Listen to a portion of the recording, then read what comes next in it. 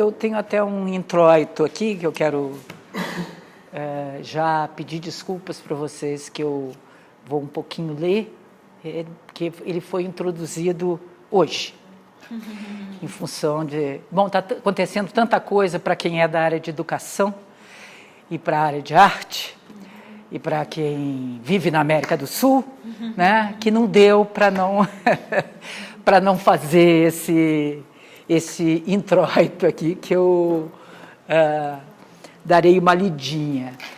Mas, para mim também é um prazer estar aqui, eu tenho uma certa intimidade com essa sala, né? E com o próprio espaço, né? De uma certa forma eu pude acompanhar o crescimento, né, do espaço, e isso para mim tem um significado grande, e fiquei muito feliz com o convite da Iana. Eu já vinha namorando essas iniciativas do programa educativo atual, e já tinha visto algo sobre transversalidades, e achei muito interessante poder vir falar no âmbito de transversalidades, porque eu acho que há uma coisa que se faz dentro de um espaço cultural que tem um compromisso com a educação também, que é absolutamente transversal, né? Então, eu acho que a própria prática do educativo, que faz um trabalho sério, e é o caso aqui, é absolutamente transversal. Então, me deixou muito feliz vir falar nessa circunstância, né? Bom, eu quero dizer para vocês que eu sou, antes de qualquer coisa, professora, né? Eu fui professora, sempre fui professora de arte, mas fui professora aliás, não sempre, durante algum tempo eu fui alfabetizadora também no método Paulo Freire, em situações de periferia.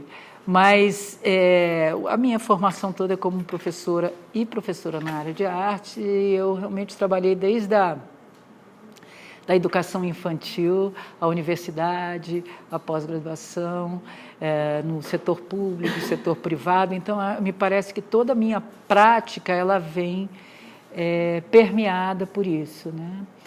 Por essa paixão pela educação, né? A gente sabe que só assim, né? Então, eu não sei se a plateia é de educadores, embora ela seja, o transversalidade seja, né, dedicado também, alguns que eu conheço sei que são, mas não sei se todos são, mas eu acho que, de qualquer forma, essa discussão não é uma discussão para educadores ou para artistas, simplesmente. Acho que é uma educação, uma discussão que é para todo mundo, né? Hoje até ouvi uma coisa interessante, que diz assim, Bom,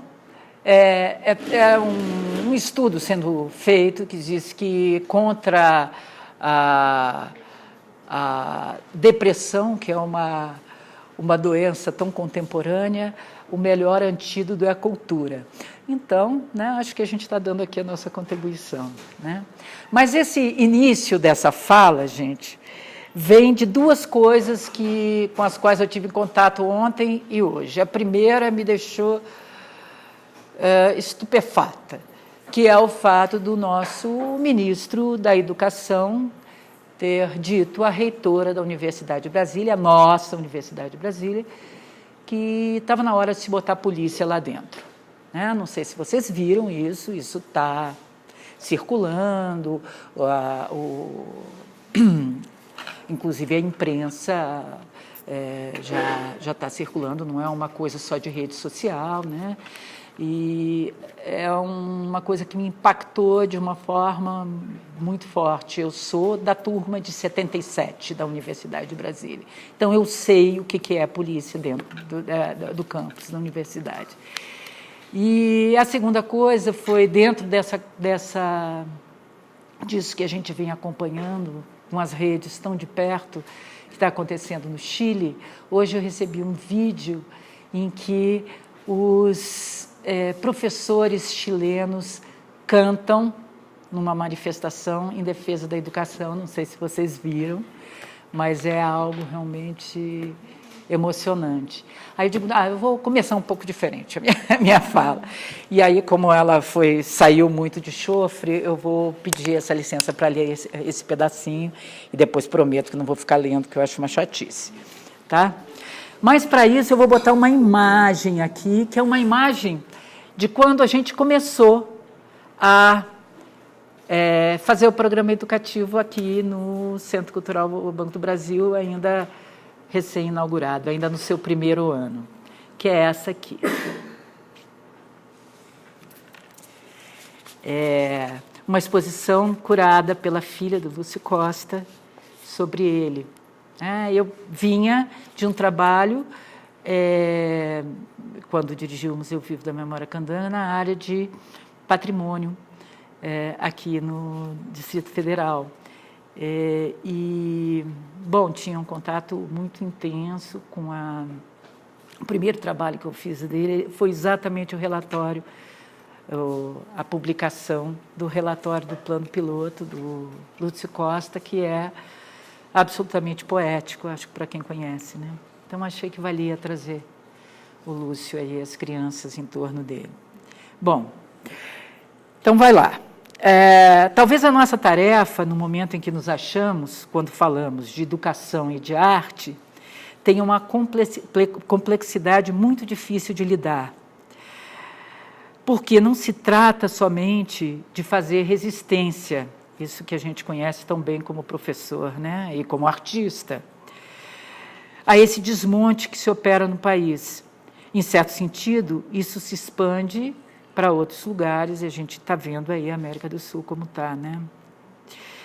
Em nossa área de atuação, que nos coloca necessariamente em posição de atenção e defesa.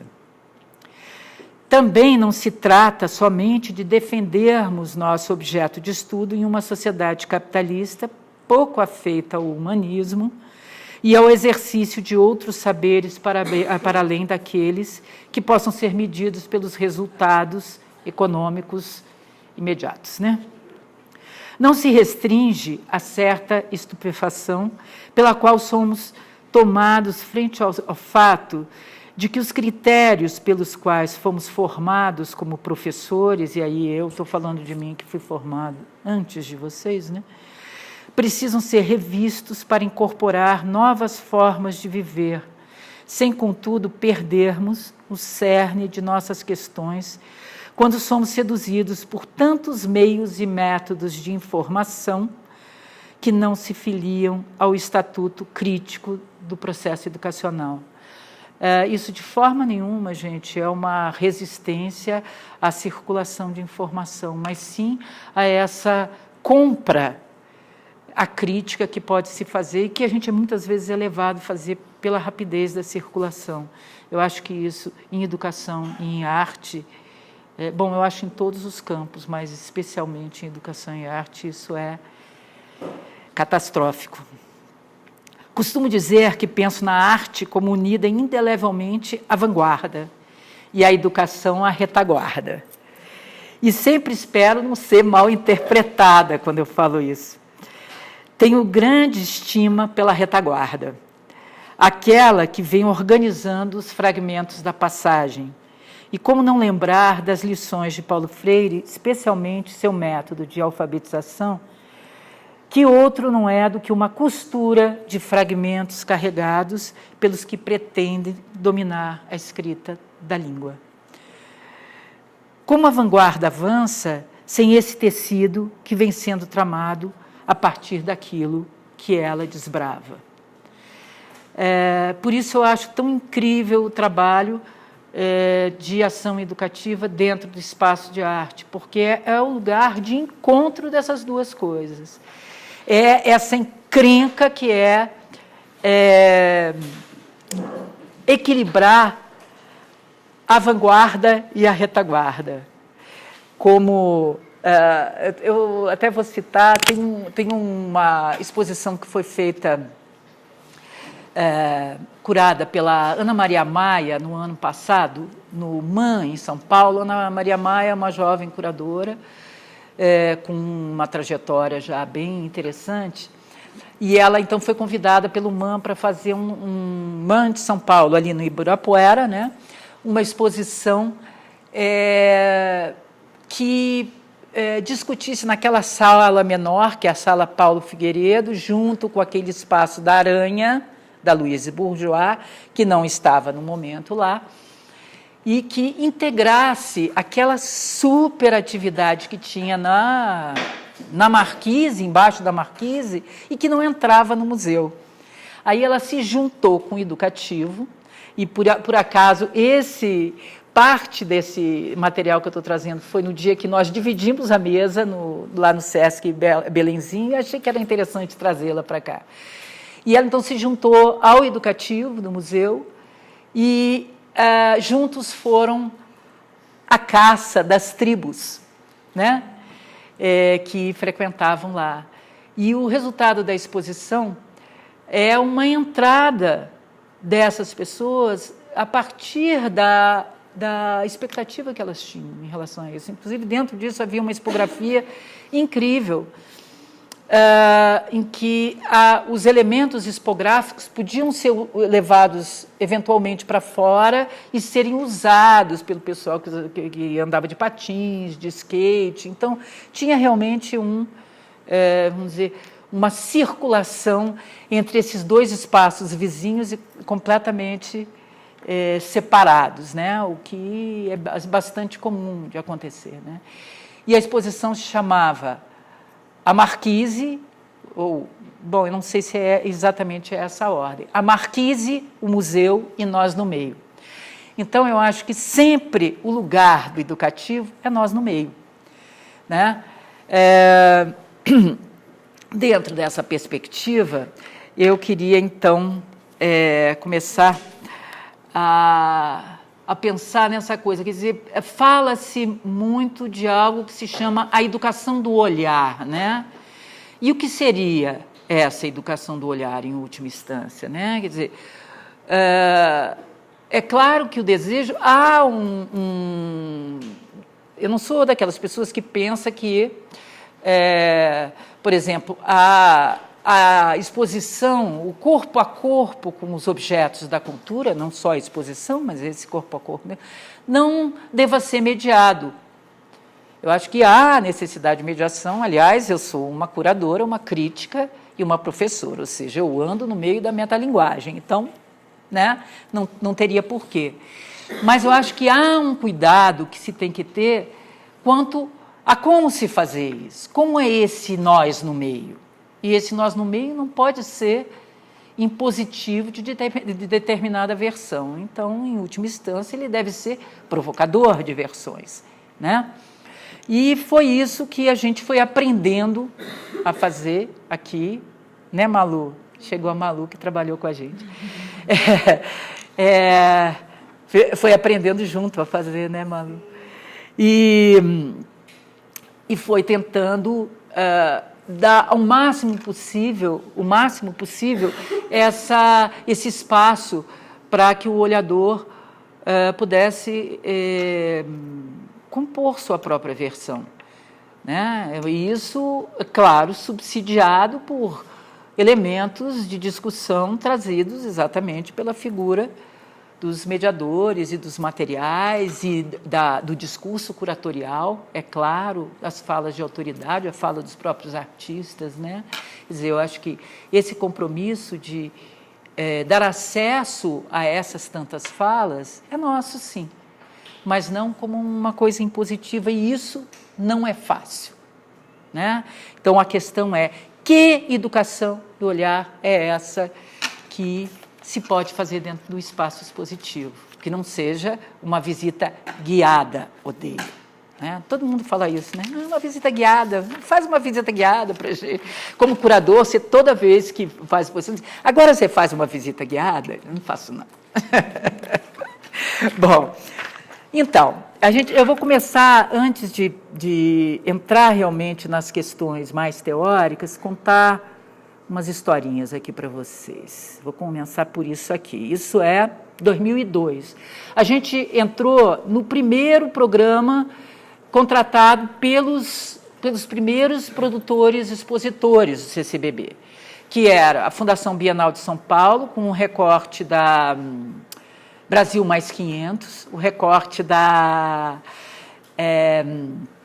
arte popular, que era um espetacular, e só existia a Galeria Redonda, tá, gente? Galeria 1, o resto ainda não existia.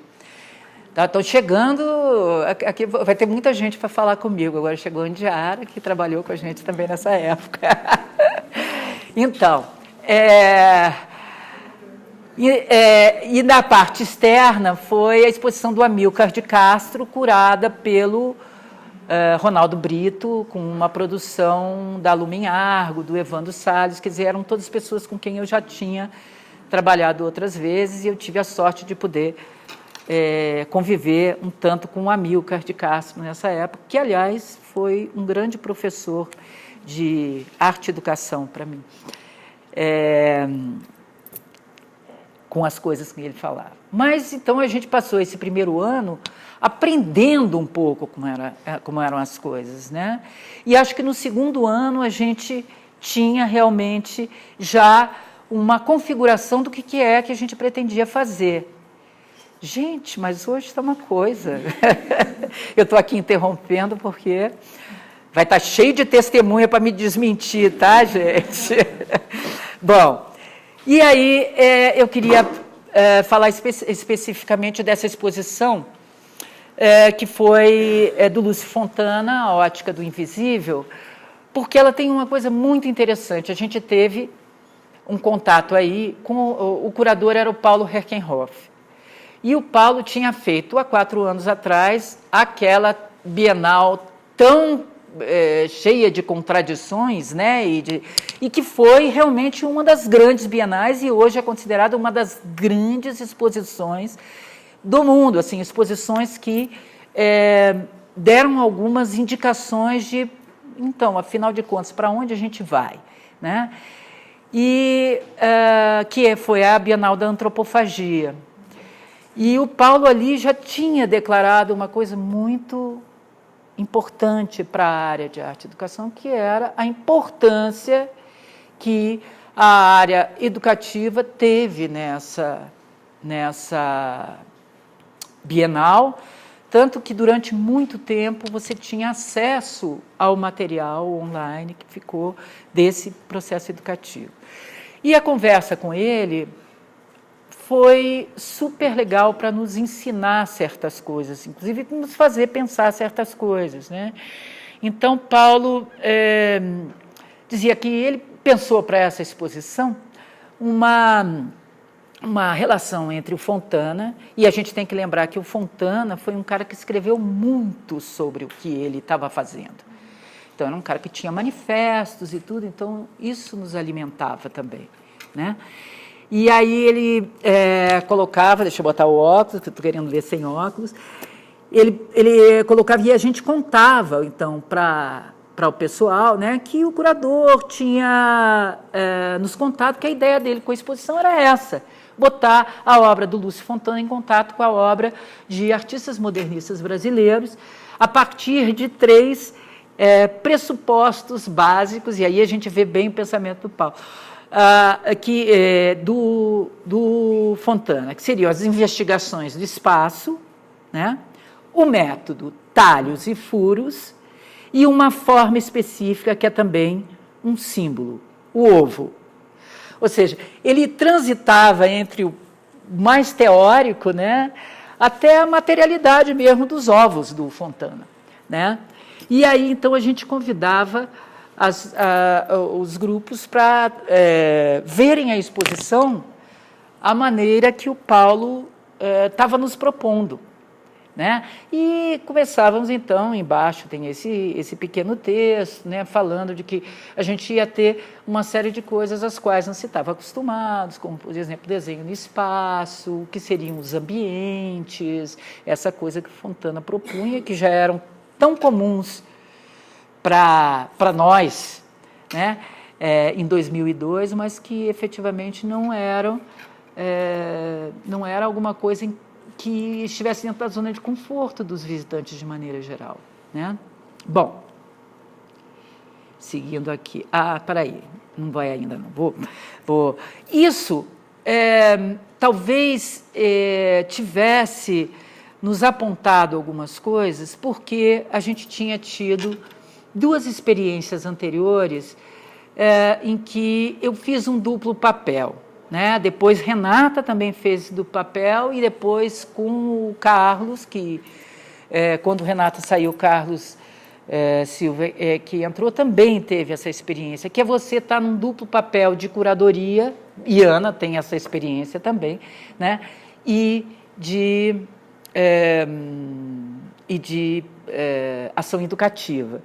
Isso, não sei o que você pensa a respeito disso, Ana, mas eu acho que isso alimenta, uma coisa alimenta a outra de uma forma enorme, talvez até porque eu tenha tido a sorte de conviver e fazer cursos no MAC, em São Paulo, na época que Ana May Barbosa era a diretora lá, e ela trazia gente da Europa, dos Estados Unidos, da América Latina, que estivessem pensando dessa forma, e a gente fazia os cursos em que o educativo tinha uma função mesmo meio entrelaçada com o da curadoria.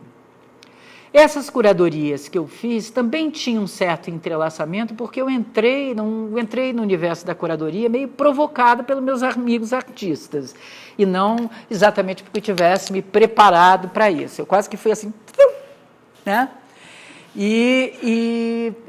Bom, é claro que eu vinha estudando coisas a respeito disso e tudo, mas não tinha essa pretensão no primeiro momento. E a primeira, então, foi um trabalho que durou uns 3 anos com o Gentil Reversão.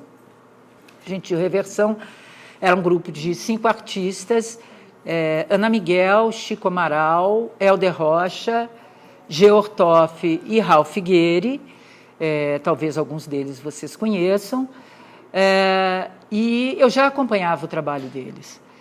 Mas eles, então, me convidaram eles queriam fazer um trabalho juntos, já vinham experimentando certas coisas que eu acompanhava informalmente, que era em que medida, já que eles tinham essa relação tão próxima e uma troca tão intensa, o trabalho deles poderia se misturar efetivamente no sentido de borrar fronteiras entre as obras, né? E isso foi mais ou menos vamos dizer, a premissa da Gentil Reversão, e que me convocava a ser um olhar de fora, que muito rapidamente a gente descobriu que não conseguia ficar de fora, era um fora dentro, já que eu tinha uma relação muito próxima com eles. E o resultado disso foi nos 2 andares da galeria única que existia, né, em que o primeiro, por uma indicação da curadoria, havia uma definição de zonas de cada artista. E no andar de baixo, essas zonas, inclusive com legenda, embora uma fosse integrando com a outra, né? Se vocês conhecem uma instalação de Georg Toff, vocês sabem que ela vai se espalhando assim, né? E vai... E não foi só ele, todos tiveram esse ímpeto, né, de se tocarem nas suas obras, né? E com isso o andar de baixo assumiu mais radicalmente essa fusão entre os trabalhos, né?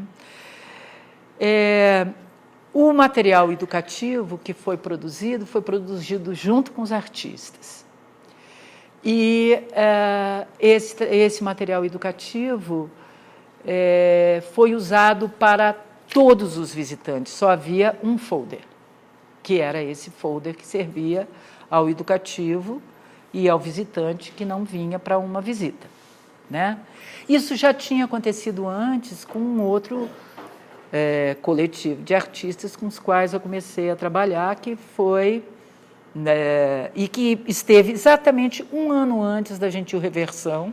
Foi a segunda exposição do CCBB, depois dessas inaugurais do Amílcar de Castro e da Arte Popular, que foi o Felizes para Sempre, dos Irmãos Guimarães, que, na verdade, era uma experiência que transitava entre linguagens, teatro, performance e instalação, né? E com eles é interessante porque eu já conhecia o trabalho, ele já tinha sido feito de uma outra forma na Galeria Atos Bucão, do Teatro Nacional, na época que eu estava na Secretaria de Cultura, e eu acompanhei de perto. E quando eles nos chamaram para fazer o educativo, né, a gente montou. A gente estava trabalhando muito nessa época a questão dos eixos temporais e espaciais para pensar espaço expositivo, né? Alimentados pela semiologia, pela psicanálise, né? E por certa linha dos estudos culturais também. E a gente apresentou meio um esquema para eles, que é esse aqui de baixo. E, a partir desse esquema, eles disseram, não, a gente quer que vocês façam a curadoria da exposição, né? E aí foi aquela coisa, e a gente acabou, quer dizer, Renata declinou, achou que não gostaria de estar ocupando, e eu resolvi experimentar. E aí, então, outra vez a gente estava com esse papel. Depois, no Renato Russo, aconteceu isso com Renata, né? Porque era uma exposição que ela estava envolvida na concepção, né? Mas essa, vamos dizer, que é, de uma certa forma, uma coisa muito orgânica que aconteceu em relação a vamos dizer, esses espaços de curadoria e de ação educativa, acho que alimentaram o nosso pensamento muito em relação a ao que acontece em última instância, né? Então, você tem o trabalho do artista, você tem uma leitura feita pelo curador desse trabalho, que resulta em uma determinada organização expográfica, né? E você tem o visitante que vem, né? Quer dizer, a partir da concepção da obra, ela já começa a ser impregnada de outros sentidos mesmo, né? Então, por que não transitar entre essas instâncias? E é isso que fechou para a gente essa experiência, né? Não no sentido de fechou e pronto, agora a gente já sabe o que vai fazer. Não, fechou como uma coisa que estava em suspenso, e ao ver o que aconteceu durante o processo da exposição, isso nos fez compreender, inclusive, esse duplo papel, de uma certa forma, claro, sempre em movimento, né? E aí, o outro elemento é que o material se transformava, porque uma das coisas incríveis que foi é que ele foi o primeiro curador que efetivamente entrou com a gente dentro do espaço expositivo e começou a conversar, a não ser nessas situações em que a gente estava envolvida com a curadoria, realmente falar das suas questões, de certas dúvidas em relação ao espaço e tudo, e a gente foi tendo espaço para conversar com ele. E houve uma coisa que eu já sabia, mas não tinha visto em relação ao trabalho central do Fontana, que é o seu corte, que foi ele mostrar para a gente, por trás do corte, ele punha um murim preto, de forma que houvesse essa vertigem de um corte que entra para um buraco sem fundo, e não algo que pode ser, você fica ali olhando e você identifica a parede, né? Logo atrás, pronto, ok, já sei o que aconteceu. Não. tinha essa coisa. E isso eu acho que foi talvez a questão central, quer dizer, o artista lança lança mão de certo recurso e com esse recurso ele, de uma certa forma, faz uma absorção do seu olhador para dentro da sua obra. Bom, a outra historinha veio no mesmo ano com uma exposição que foi uma encrenca, né? Foi quando veio o Fluxus. E o Fluxus vinha com suas caixas, com suas instruções de como fazer e com toda uma ideologia, né, como base, que dizia: não se faz mais obra de arte, não tem porquê, tem obra de arte a dar com pau no mundo, o que a gente vai fazer mais? Então, na verdade, era uma proposta para que, a partir de sugestões, né, dessas pequenas coleções dos artistas, dos jornais, essa coisa, as próprias pessoas pudessem constituir mentalmente que fossem as suas próprias obras de arte. E isso causou um certo estranhamento. A curadoria era do John Hendricks, que era foi um artista Fluxus, a partir de uma coleção, feita juntamente, novamente, com o Evandro Salles, que vinha estudando essa coisa toda e foi quem trouxe, né, a exposição. E o próprio staff do CCBB tinha muitas desconfianças sobre a recepção desse negócio. O dia da visita inicial da curadoria foi assim algo muito interessante para se pensar o que é o contato das pessoas, e, claro, não eram pessoas absolutamente desinformadas, não eram neófitos, eram pessoas daqui, né? Mas de se pensar o que é esse contato, esse desconforto do contato com a produção contemporânea de arte, né? E, bom, primeiro dia foi essa coisa, a gente ficou, muita pergunta das pessoas que estavam visitando e tudo. Quando entraram as crianças e os adolescentes, acabou. Eles olharam e entenderam. Claro, olharam e entenderam. Foi super produtivo o contato. Esse material era uma caixinha que eles levavam, e que dentro tinha um jornal, que eram umas duas bases, vamos dizer, do suporte Fluxus, né? E a gente recebeu uma quantidade enorme de retorno das escolas, depois com os trabalhos que eles tinham feito a partir disso, né? Também para a gente ir aprendendo, né? Depois do Fluxus, a gente ainda teve mais uma oportunidade, logo depois, de fazer mais uma curadoria. Isso ia abrir a Galeria 2, que é a Galeria do Cinema, e fomos convidados, eu e o G. Ortoff, então o artista daquela exposição de trás, né, e uma das arte educadoras daqui, para fazer a curadoria dessa primeira exposição, assim, como um espaço experimental. Eu fiquei brincando, quando chegou no quarto espaço experimental aqui no CCBB, eu brinquei com eles e disse assim: vem cá, esse vai continuar sendo um espaço experimental, que foi o Espaço Entre, que foi a última curadoria que eu fiz aqui no CCBB com os irmãos Guimarães. É muito engraçado, porque parece que eu fiquei, né? Claro, eram dois grupos que eu acompanhava, né?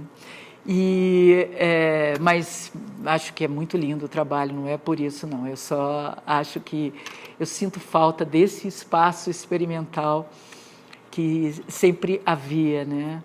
Mas eu acho que é normal, os grandes centros, eles acabam, às vezes conseguem. O Centro Cultural no Rio tem um espaço experimental, né, que é muito legal. Não sei se tem ainda, mas tinha até bem pouco tempo, né? E o CCBB aqui também teve. E então nós fizemos o Centro Excêntrico, que então era uma discussão de Brasília como centro de poder, de certa forma, poder político, não econômico, né?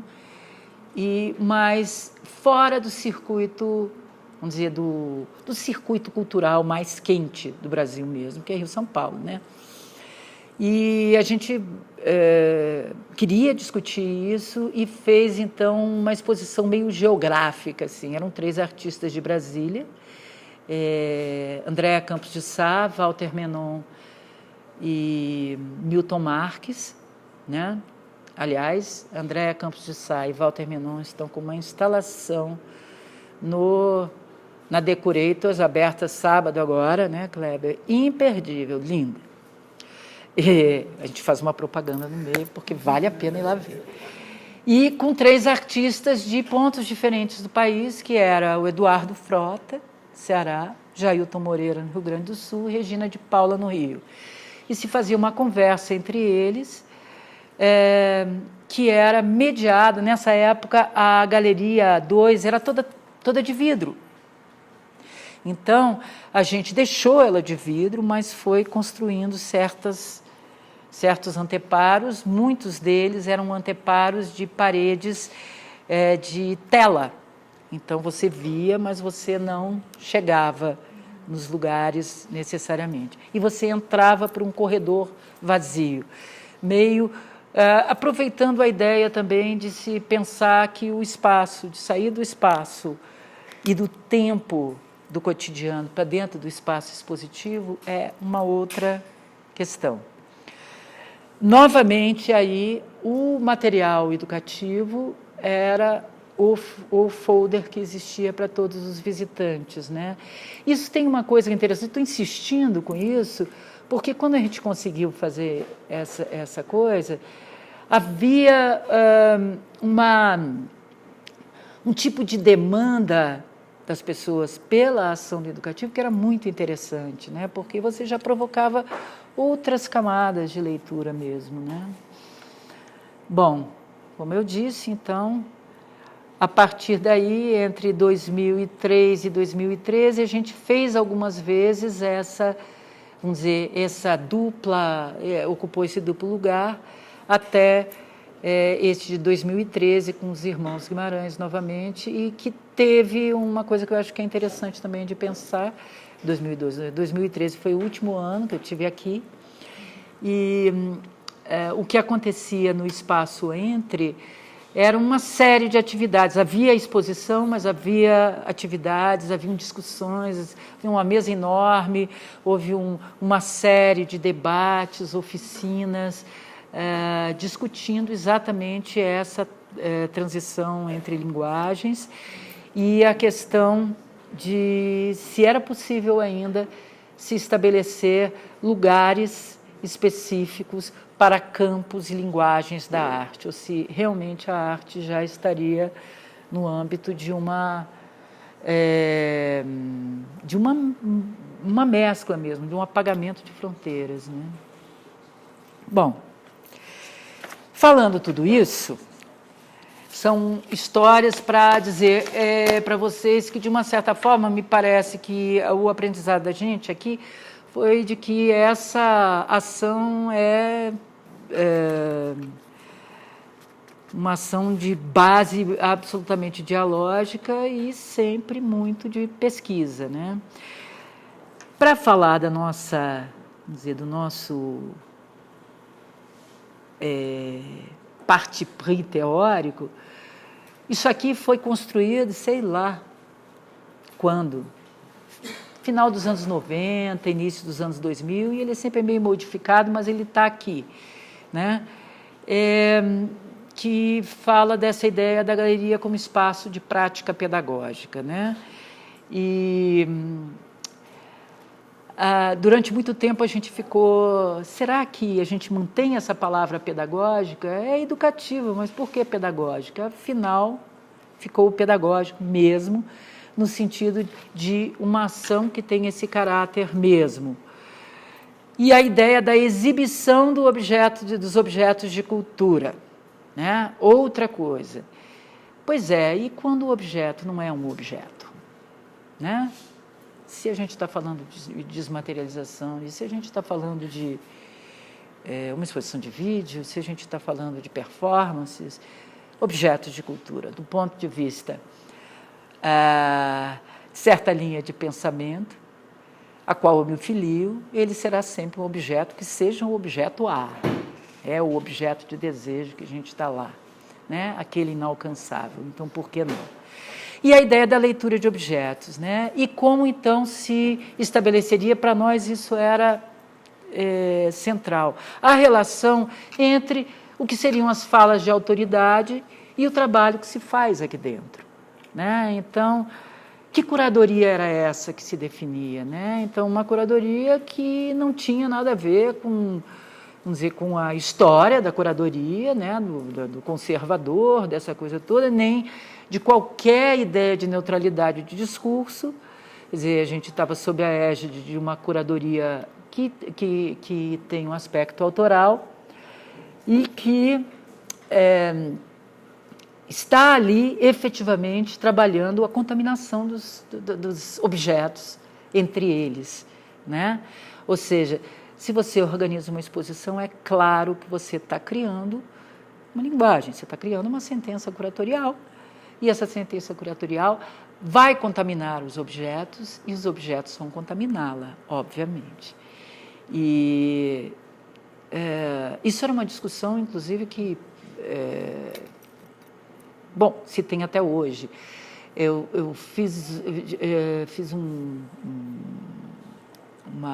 trabalho com Santander, no Rio Grande do Sul, sobre curadoria, que foram várias pessoas, a cada vez ia me foi dada a primeira, que se chamava Afinal, o que é a curadoria? E toda a questão discutida por um enorme, me surpreendeu, um enorme auditório, era quais são os limites do curador.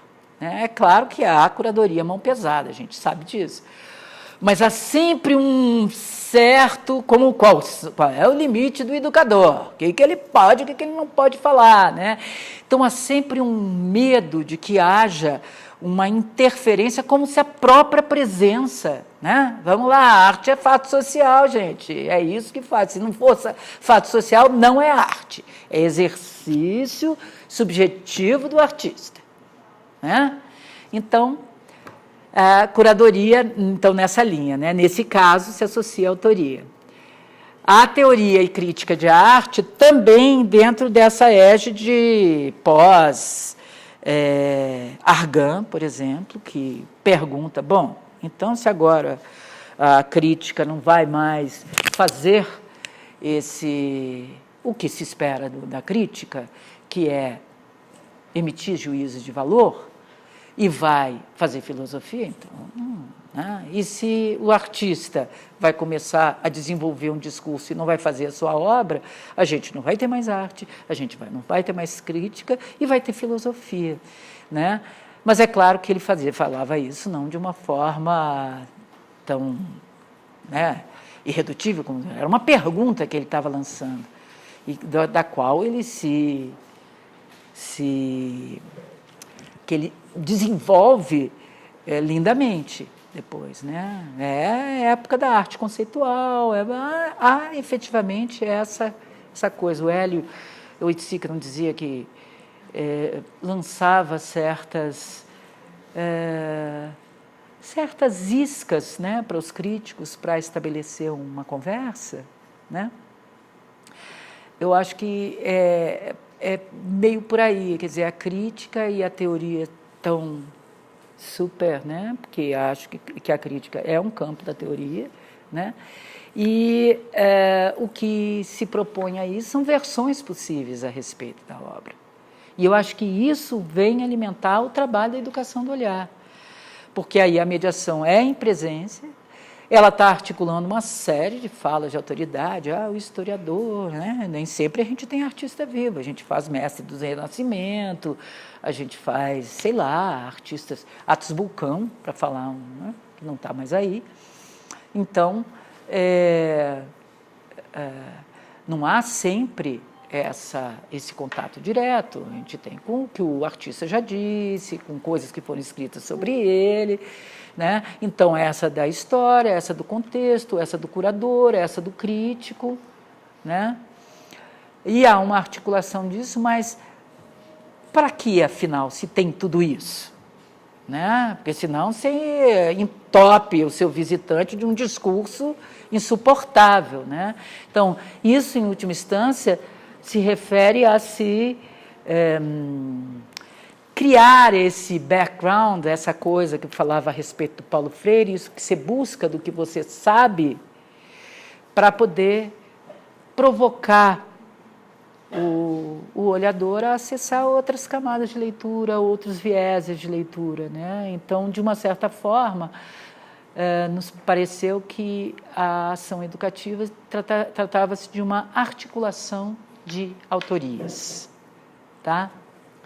Bom, para fazer isso, a gente precisava não só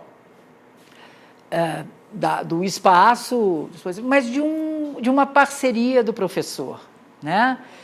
Quer dizer, eu acho que isso sempre se precisa, né? E aí há aquela coisa, vamos trazer o professor antes para vir ver a exposição, para a gente discutir, tem curso para professor, mas acontece que a realidade do professor é outra. Então, a gente fazia, né, cheio de amor para dar, e o professor não podia vir, ponto. Né? Imagino que não tenha mudado tanto. Né? E aí, então, a gente começou a trabalhar certos instrumentos que acabaram resultando numa revista do professor. Eu trouxe alguma coisa dela última, que é essa de 2004, que foi a última que a gente fez, em que havia, essa inclusive tem um lindo texto que a Ana May fez para a gente, Ana May Barbosa. E aí vinha umas páginas em que se falava, olha como é que a gente faz aqui, né? E aí, e depois as exposições, conseguia-se fazer isso, porque depois foi ficando difícil, que estariam durante o ano, e o professor, então, se fazia essa primeira distribuição da revista no início do ano, e o professor podia se articular, ler a respeito, pesquisar a arte do moderno ao contemporâneo, e eram mesas sempre com acho que eram 2 ou 3, não me lembro bem. E aí veio Glória Ferreira, foi a primeira vez que o Carlos, que hoje em dia, até hoje, trabalha junto comigo, veio também, Georg Toff veio, Hélida Tessler, a Cristina Freire, eram muitos, então, muitas pessoas com pensamentos diferentes para discutir isso. E a gente tentou, inclusive, disso saiu essa publicação, que foi bastante com os textos de toda aquela coisa meio dos anais, mas que serve como material para que as pessoas possam discutir, né, as coisas. Uma coisa que eu acho que é bom a gente pensar, que como eu falei para vocês, se a Ana May começa lá no final dos anos 80, a fazer esse exercício e fazer os cursos lá no MAC, como diretora do MAC, isso é uma coisa que vai se estender, e eu queria chamar a atenção especificamente para a 6ª Bienal do Mercosul. As bienais do Mercosul tiveram desde o início uma preocupação grande com a questão educativa. Mas na 6ª, eu acho que eles chegaram a uma Bienal que foi a de 2007, eu acho que foi, que os curadores eram o Gabriel Pérez Barreiro, que foi o último curador foi o curador da última Bienal de São Paulo, o Moacir dos Anjos e o Tício Escobar. E eles fizeram a curadoria junto com o artista Luiz Kamenitzer, que era o coordenador do educativo. Né? Então, eu não sei daqui quem conhece esse material, mas é um material que vale a pena ver. Né? E isso foi seguido. Né? Só que a Bienal anda mal das pernas, como a gente sabe, é uma pena, e essa coisa foi se diluindo. Né? A própria Bienal de São Paulo, eu queria citar, além da 24ª, por exemplo, para mim, são 2 bienais que tiveram um trabalho primoroso, muito diferente um do outro, com essa área de educativo. Foi a 30ª, que foi curada pelo Luiz Pérez Oramas, né? E com a a coordenação do educativo da Stella Barbieri, e a penúltima, que foi acurada pelo Jochen Voss, e que tinha um trabalho educativo muito específico, inclusive incluindo o trabalho de um artista que é muito preocupado com isso, que é o Jorginho Mina Barreto, na parte do restaurante da Bienal, e isso era um espaço educativo, né? Eu tive oportunidade de conversar longamente com ele lá e fiquei impressionada com como a coisa aí.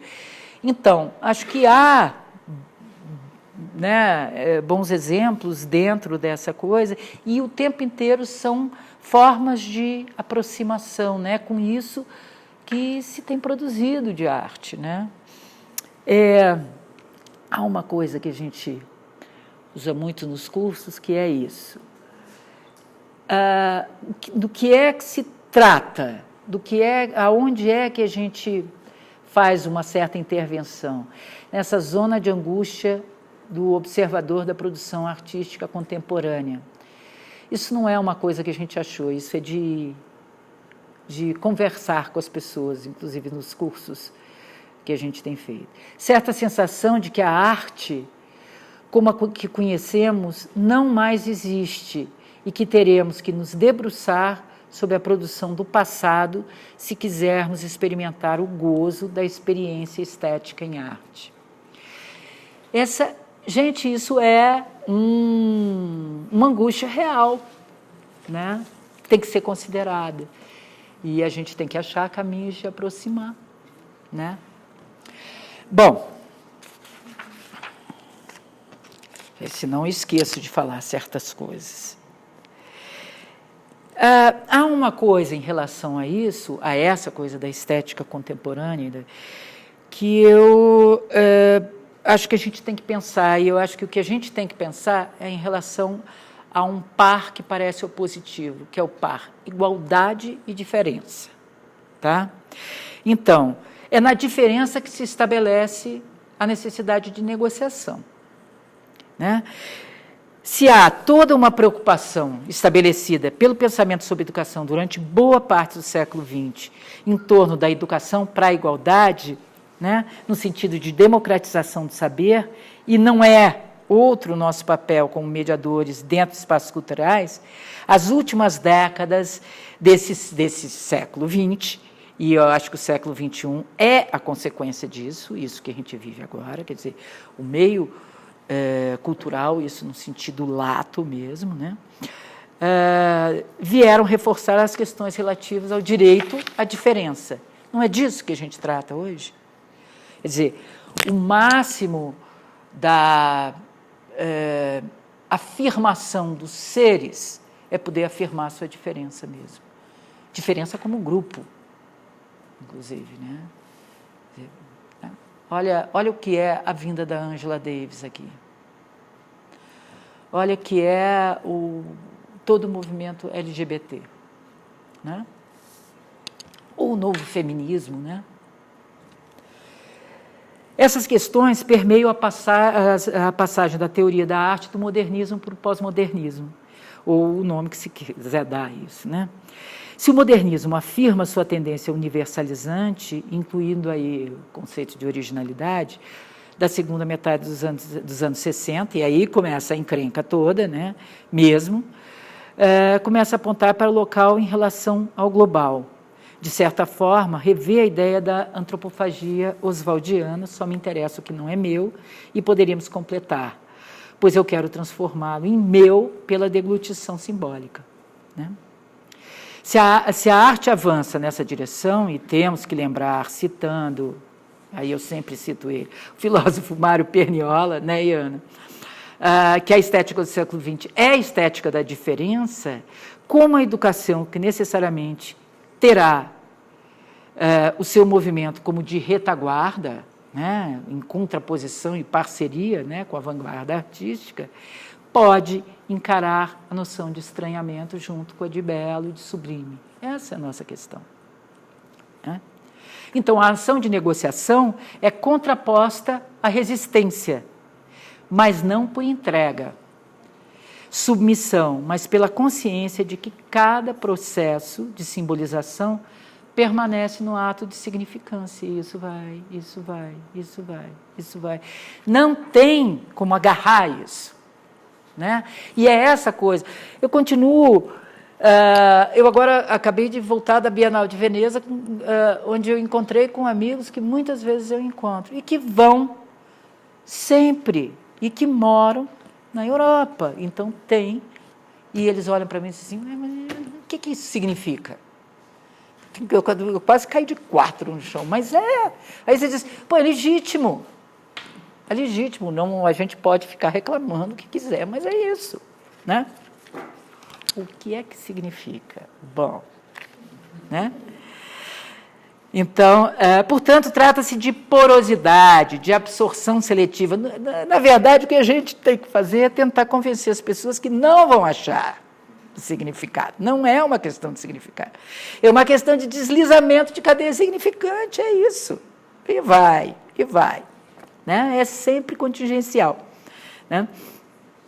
Então, mas não, desculpa, de absorção seletiva, de deslocamento e, por que não, de apagamento de certos contornos redutores.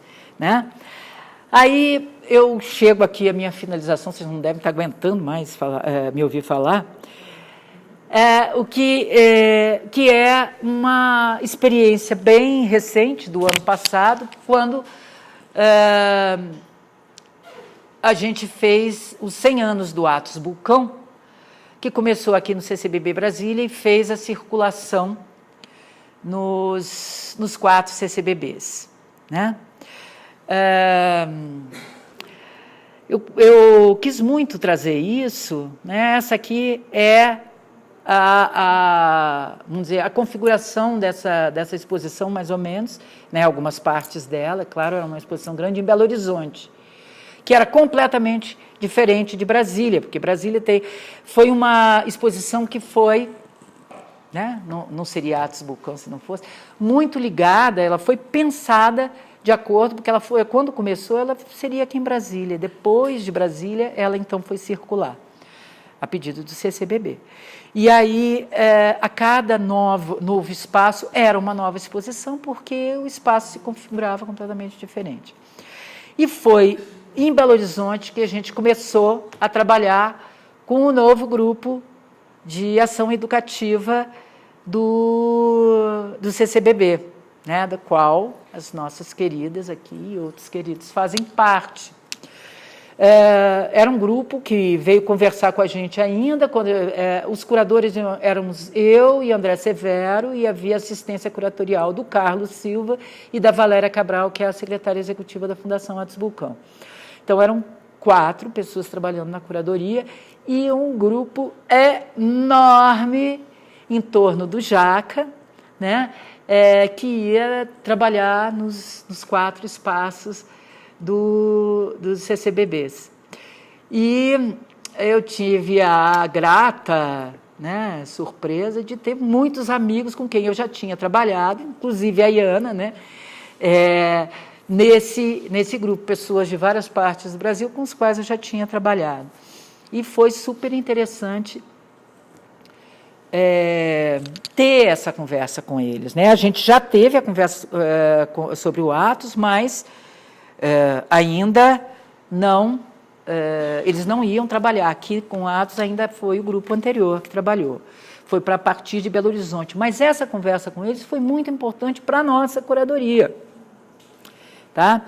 E isso vinha de algo que eles falavam e que depois a gente viu acontecer, vou só mostrar um pouquinho, né? Que era a ação desse grupo se voltava para uma série de propostas a partir da mostra em exibição. Claro, a gente já estava num movimento muito mais saindo para fora do espaço da exposição, mas o que vocês propunham era uma coisa muito mais, vamos dizer, muito mais definida em relação a isso, né? Ao material que produziam, isso é um texto, eu vou ler o texto porque acho que ele é bem da minha surpresa, né? Chamam Convite à Ativação. Seu contexto de ação encontra-se dentro do conjunto da educação patrimonial, e nessa linha colocam-se os eventos múltiplo ancestral, né? Está aí a Martinha do Coco, encontro de saberes, atravessamento entre os campos de saber, que eu tive a oportunidade de ver alguma coisa muito lindo. Não sei se vocês continuam fazendo, múltiplo ancestral. E existe também um trabalho com professores e educadores sociais, as transversalidades, nas quais se estabelece a aproximação entre o objeto da mostra e os campos de interesse do trabalho dos educadores, dentro da ideia de uma prática que entreteça os discursos de artista, da curadoria e do público. E há também um outro trabalho chamado Laboratório de Crítica, que aí eu ainda não sabia muito bem como seria, então eu só botei com a minha querida Sinara Barbosa fazendo o primeiro aqui, não sei como vai o Laboratório de Crítica. Para a mostra do Atos, e aí é que eu acho que para a gente fechar essa coisa de pensamento interessante, eles propuseram um material que é basicamente esse, tá? E que tá aqui, se concentrava na questão da relação do Atos com a cidade mesmo, né? É muito interessante isso, porque quando a gente pensou essa curadoria, e eu quero dizer para vocês, vou até mostrar para vocês um material sobre isso, a gente tinha feito, em 2002, o educativo para uma exposição do Atos, que era curada pelo Marcos Lontra, que aconteceu na Galeria Redonda, única que existia na época. Alguma de vocês estava nessa? Você estava. O que acontece? O Marcos, que teve um longo convívio com o Atos ainda estava vivo. O Marcos tinha a ideia de mostrar as outras coisas que o Atos fazia e não a relação, quer dizer, não é bem isso, dizendo, não só isso, e a forma de integração arte e arquitetura era a partir de um espaço que era mais interativo e tudo na parte, no subsolo, onde haviam mostras dos lugares de implantação das obras dele e tudo isso. Havia sido feito logo antes pelo Aguinaldo Farias e o Fernando Cocchiaralho, uma que era só sobre a parte de integração arte e arquitetura. Então, era uma coisa que estava nessa pegada.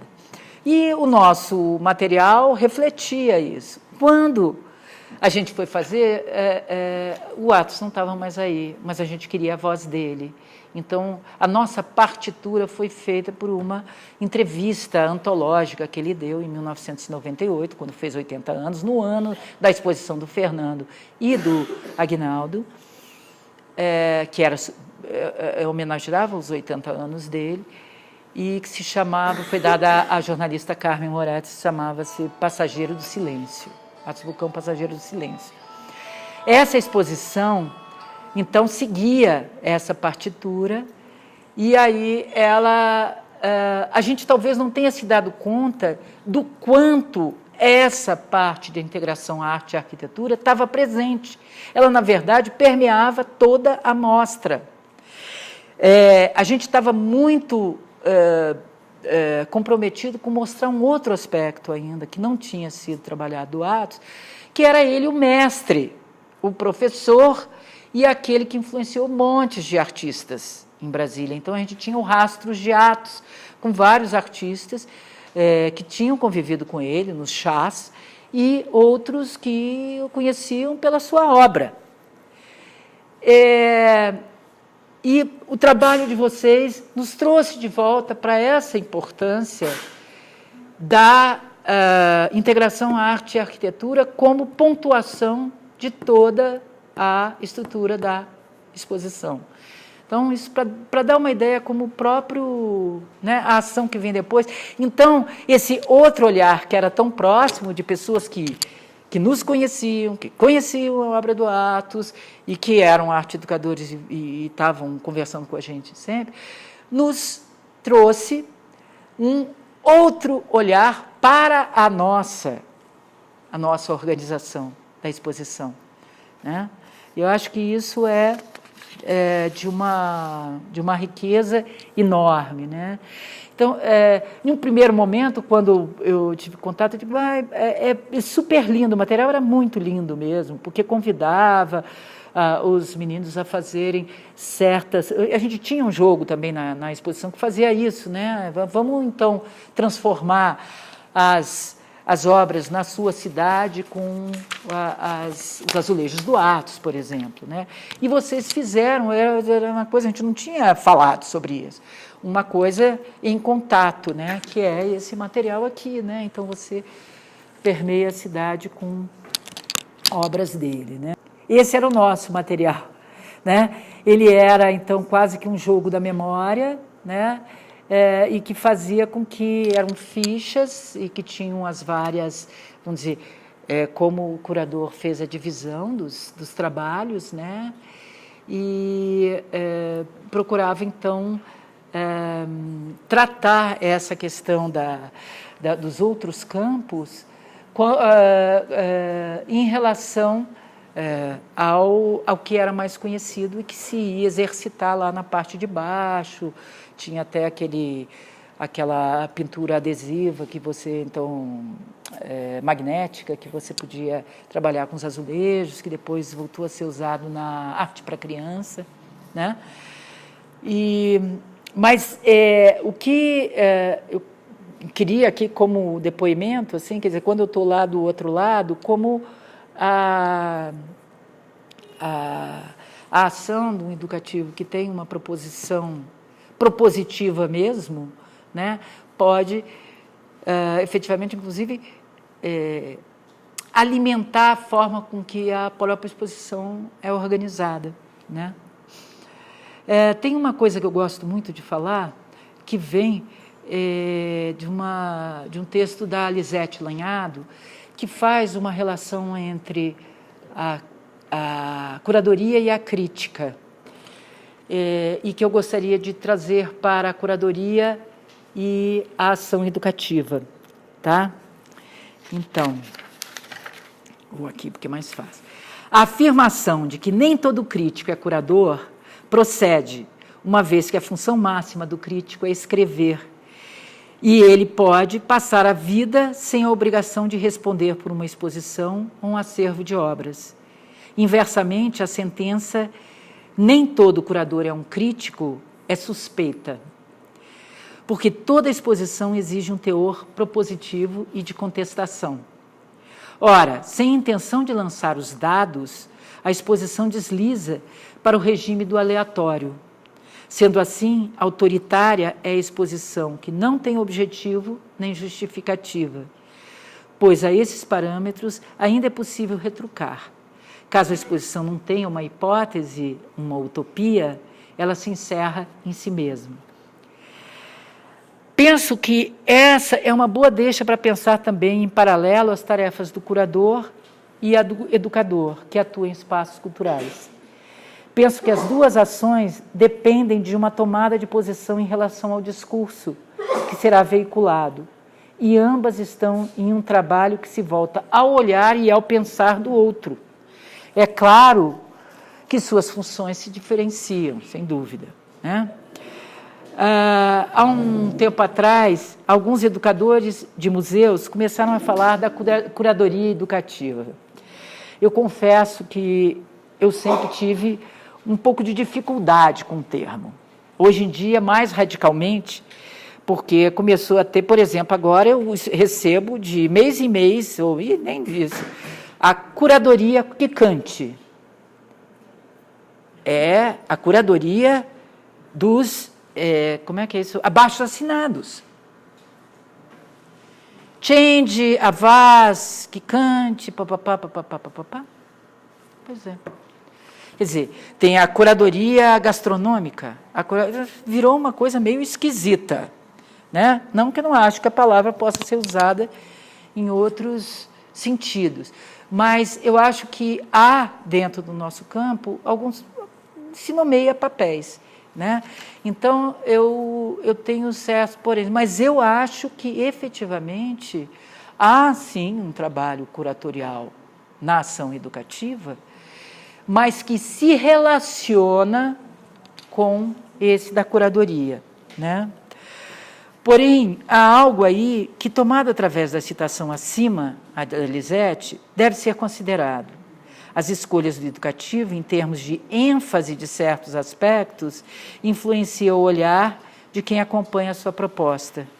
Há uma opção ideológica aí. Então, penso que estamos propondo um foco, um entre outros, que certamente a maneira deles no Atos. Certamente somando uma camada à sentença curatorial. Determinará a possibilidade de leitura e apropriação da manifestação cultural. Essa é a nossa responsabilidade, né? E aí tem uma coisa lá do início. Isso aqui eu trouxe só para mostrar para vocês assim, coisas do início. Essa foto eu adoro. Lembra dela, Andiara?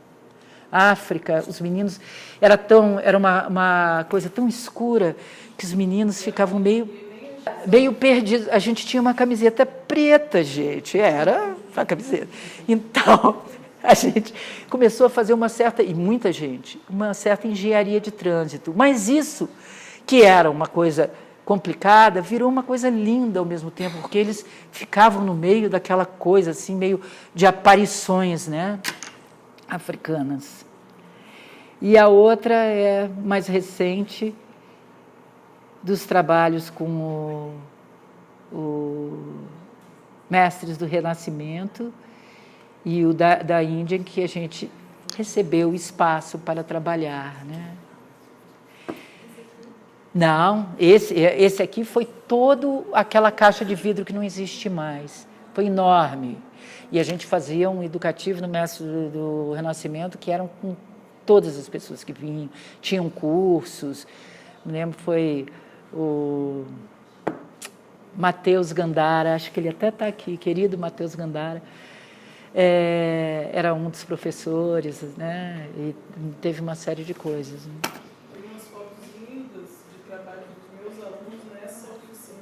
Olha que linda. Eles posando, né? Aham. Posando para pintura e eles pintando. Muito lindas as fotos. E eu vindo com os meus alunos, como professor. Aham. E aqui a Andiara talvez vá... Gente, me deu um ataque de ressuscitar um monte de coisa. Eu achei que era legal, né? Para mostrar como o pensamento se construiu, já que era uma homenagem aí aos 19 anos do programa educativo daqui, né? O papel maior do museu e das galerias é o de recuperar, essa foi de uma fala que eu fiz na criação do Museu da Educação, é o de recuperar a visibilidade das coisas do mundo. E para ver, como nos apontava Cezanne, é preciso ler a imagem. Essa, sim, é a função desejada do educador em espaços educativos, fazer ver o que sempre esteve ali. Nada mais modesto, nada mais importante. Parei, gente. Não, agora a gente pode conversar, né?